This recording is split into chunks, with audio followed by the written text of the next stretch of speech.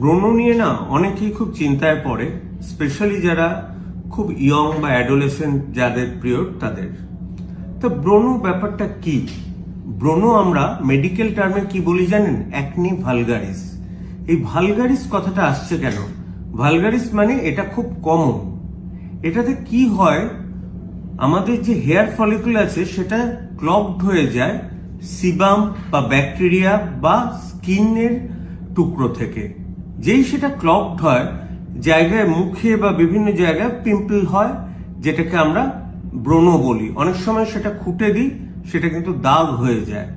আর ব্রণ কিন্তু আমাদের মুখে হতে পারে, ফোরহেডে হতে পারে, চেস্টে হতে পারে, আপার ব্যাকে হতে পারে, অর্থাৎ পেছনের দিকে ঘাড়ের দিকে হতে পারে।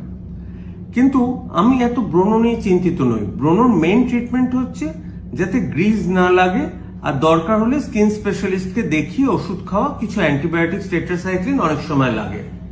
কিন্তু আমি তাদেরই নিয়ে খুব চিন্তা করি যাদের ব্রণ হয়। ধরুন এই 30 বছর বয়স, খুব মোটাসোটা ভদ্রমহিলা, তারা ব্রণ নিয়ে আসেন, তারা একবারও খেয়াল করে না তাদের চুল পড়ে যাচ্ছে, তারা মোটা। যদি আল্ট্রাসাউন্ড করেন দেখবেন লিভারে ফ্যাট আছে, পলিসিস্টিক ওভারিয়ান ডিজিজ আছে। এগুলো মেটাবলিক সিন্ড্রোমের একটা পার্ট।